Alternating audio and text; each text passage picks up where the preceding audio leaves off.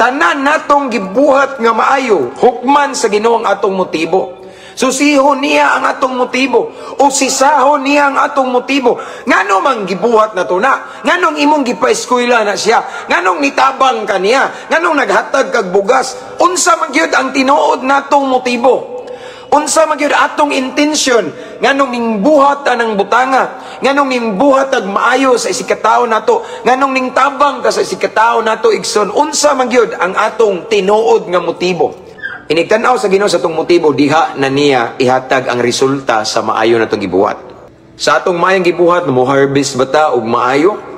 Or wala ba'y mahitabo tungod kay there's something wrong with our motives why we do that? Hukman sa Ginoo atong motibo kay ngano man, i-bless ta or dili ta i-bless ni Lord, nagdepende na sa atong motibo. Kung makita sa Ginoo nga, oy, ning buhat ni siya gingani, nitabang siya kay mulansad siya, mo file na siya candidacy. Maayo na siya nimo kay nakita sa Ginoo maayo kay siya ning tabang ning voluntaryo siya kay naa di ay siya gusto nga in return nga ibalos sa iyang gitabangan. Kay maunay mga motibo nga gitanaw sa Ginoo nga dili nato makitaan. Og di man igsoon hukman ta sa atong motibo.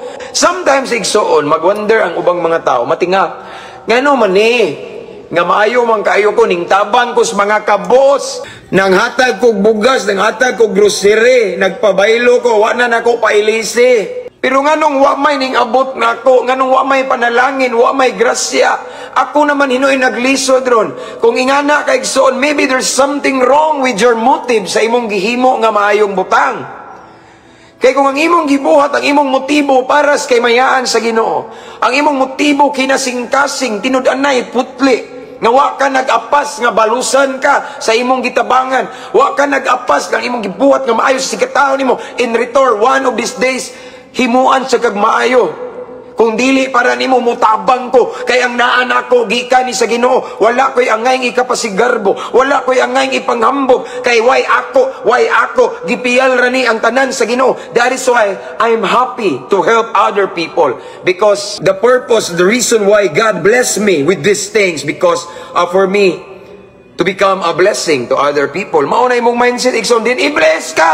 The more pag yung kapalambuon, pasinsuhon, panalanginan sa Ginoo. Nga naman, kaya nakita man sa Ginoo ang imong motibo, putli, wala kay laing motibo, wala kay negatibo nga nagpahipi sa imong kasing-kasing, nganong ninghimo ka na. Kaya kung balik-baliko ni Igsoon, hukman sa Ginoo atong motibo.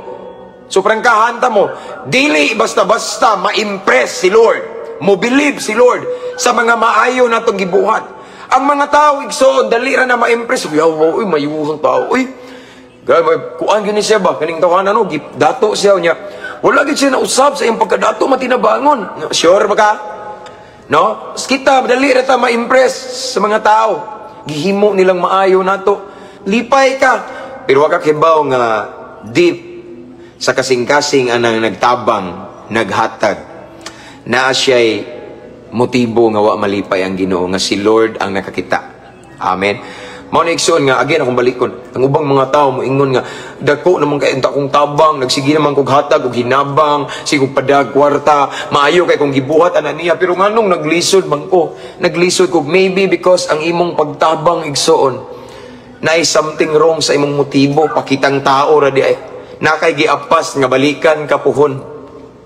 Igsoon ang tinuod nga nitabang, dili ka magunahon na og balos.